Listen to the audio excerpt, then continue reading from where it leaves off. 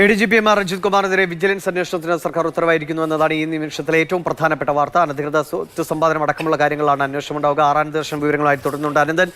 PV അൻവറിന്റെ ആരോപണങ്ങൾക്ക് പിന്നാലെയാണ് ഇതെല്ലാം വലിയ ചർച്ചയാകുന്നത്.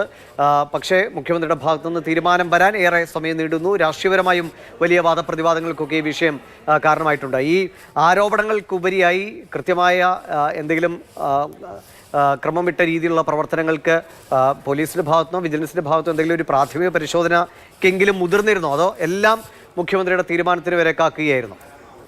ദിവിഷ്, വിജിലൻസിന് ADGP അജിത് കുമാറിനെതിരെ ലഭിച്ച 2 പരാതികളിൽ പ്രാഥമികമായ പരിശോധന നടത്തിയിരുന്നു. അത് സാധാരണ ഗതിയിൽ നടത്തുന്ന അന്വേഷണത്തിൻ്റെ പരിധിയിൽപ്പെടുന്നതല്ല. ഈ പരാതിയിൽ എന്തെങ്കിലും കഴമ്പുണ്ടോ എന്ന് പരിശോധിച്ച് വെക്കുക മാത്രം എന്നുള്ളൊരു നടപടി അത് പരിഗണിച്ചു. ആ പരാതി പരിഗണിച്ചു എന്ന് വരുത്താൻ വേണ്ടിയുള്ള ഒരു നടപടി മാത്രമായിരുന്നു അത്.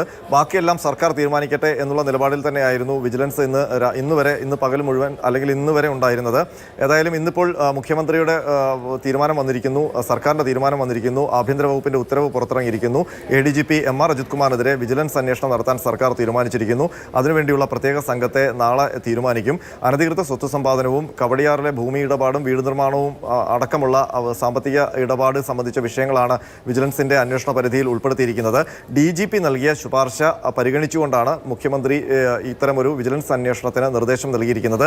DGP അന്വേഷിച്ചത് PV അൻവർ MLA ADGPക്കെതിരെ ഉന്നയിച്ച ഗൗരവമായ ആരോപണങ്ങൾ. ആ ആരോപണങ്ങൾ അന്വേഷിച്ച ഘട്ടത്തിലാണ് ഇതിൽ പല കാര്യങ്ങളും വിജിലൻസ് അന്വേഷിക്കേണ്ടതുണ്ട് എന്നുള്ള ഒരു നിലപാടിലേക്ക് DGP എത്തുകയും അത് സംബന്ധിച്ചൊരു ശുപാർശ മുഖ്യമന്ത്രിക്ക് നൽകുകയും ചെയ്തത്. പക്ഷേ ആ ശുപാർശ മുഖ്യമന്ത്രിയുടെ ഫയലിൽ അല്ലെങ്കിൽ ഫയലിൽ ഉറങ്ങി അത് 1.5 ആഴ്ച അധികം ആ ഫയലിൽ ഒരു തീരുമാനം ഉണ്ടാകാതെ അവിടെ കാത്തുകെട്ടി കിടന്നു.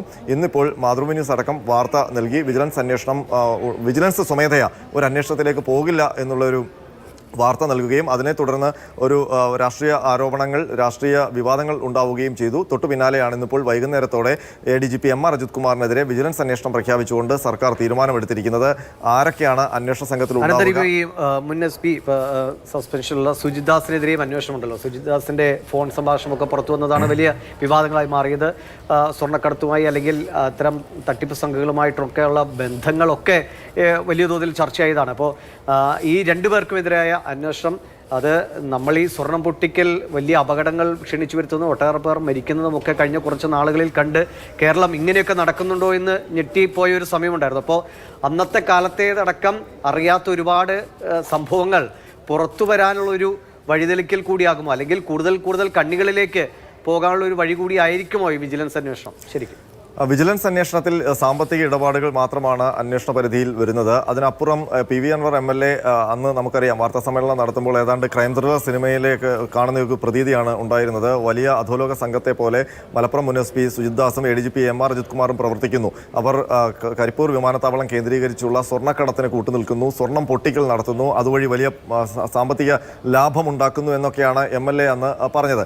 അപ്പോൾ അതുമായൊക്കെ ബന്ധപ്പെട്ട സാമ്പത്തിക ഇടപാടുകൾ അതുമായി ബന്ധപ്പെട്ടാണ് വിജിലൻസ് അന്വേഷണത്തിലേക്ക് പോവുക.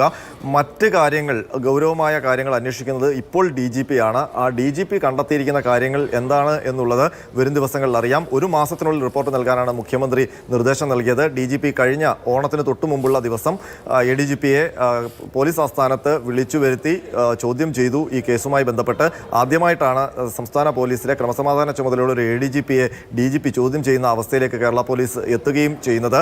ആ മൊഴിയെടുപ്പ് പൂർത്തിയായി. അപ്പോൾ അധികം വൈകാതെ തന്നെ DGPയെ ഏൽപ്പിച്ച ജോലി പൂർത്തിയാക്കി ആ റിപ്പോർട്ട് നൽകും എന്നുള്ള കാര്യം വ്യക്തമാണ്. പക്ഷേ ആ DGP കണ്ടെത്തുന്ന കാര്യങ്ങൾ, അൻവർ ഉന്നയിച്ച ആരോപണങ്ങളിൽ കഴമ്പുണ്ടോ, അതിൻ്റെ പേരിൽ ADGPക്കെതിരെ നടപടി ആവശ്യമുണ്ടോ എന്നൊക്കെയുള്ളത് ആ റിപ്പോർട്ടിൽ ഉണ്ടാകും.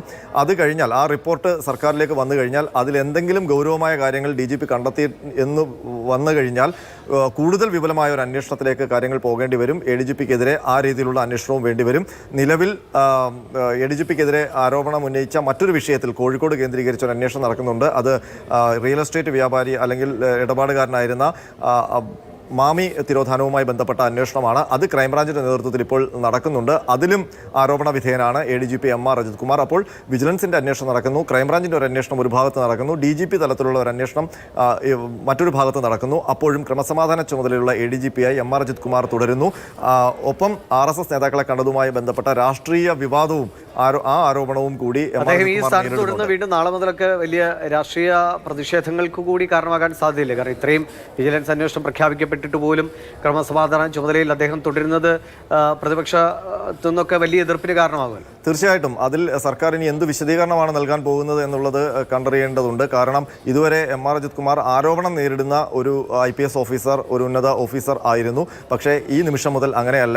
വിജിലൻസ് അന്വേഷണം നേരിടുന്ന ADGP എം.ആർ. അജിത് കുമാർ എന്നുള്ള ഒരു സ്ഥാനത്തുകൂടി അദ്ദേഹം എത്തുകയാണ്. അപ്പോൾ ഒരു വിജിലൻസ് അന്വേഷണം നേരിടുന്ന ഒരു ഉദ്യോഗസ്ഥൻ ക്രമസമാധാന ചുമതല പോലുള്ള പ്രധാന ചുമതലയിൽ തുടരാൻ കഴിയുമോ എന്നുള്ള കാര്യം സർക്കാർ തന്നെയാണ് ആലോചിക്കേണ്ടത്. അത് സംബന്ധിച്ച് വലിയ വിമർശനങ്ങൾ പ്രതിപക്ഷത്തിൻ്റെ ഭാഗത്തു നിന്നുണ്ടാകാം.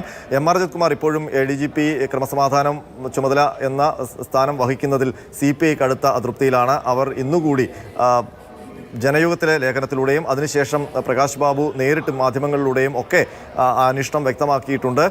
ഇടതുമുന്നണിയിലെ മറ്റു കക്ഷികൾക്കും ആ എതിരഭിപ്രായം, അല്ലെങ്കിൽ ADGP ലോ ആൻഡ് ഓർഡർ എന്ന തസ്തികയിൽ അജിത് കുമാർ തുടരുന്നതിൽ എതിർപ്പ് ഉണ്ട്. അത് മുന്നണിയിലും ഉന്നയിക്കപ്പെട്ടതാണ്. അപ്പോഴും DGPയുടെ അന്വേഷണ റിപ്പോർട്ട് വരട്ടെ എന്നുള്ള സംരക്ഷണ കവചമാണ് മുഖ്യമന്ത്രി സ്വീകരിച്ചത്. ഏതായാലും ആ സംരക്ഷണ കവചത്തിൽ അധികം പോകാൻ കഴിഞ്ഞില്ല. രാഷ്ട്രീയ സമ്മർദ്ദത്തെ തുടർന്ന് വിജിലൻസ് അന്വേഷണം പ്രഖ്യാപിക്കേണ്ട ഒരവസ്ഥയിലേക്ക് സർക്കാരിന് എത്തേണ്ടി വന്നു. അപ്പോൾ വിജിലൻസ് അന്വേഷണം നേരിടുന്ന ADGP ലോ ആൻഡ് ഓർഡർ ചുമതലയിൽ തുടരുമോ എന്നുള്ള കാര്യമാണ്.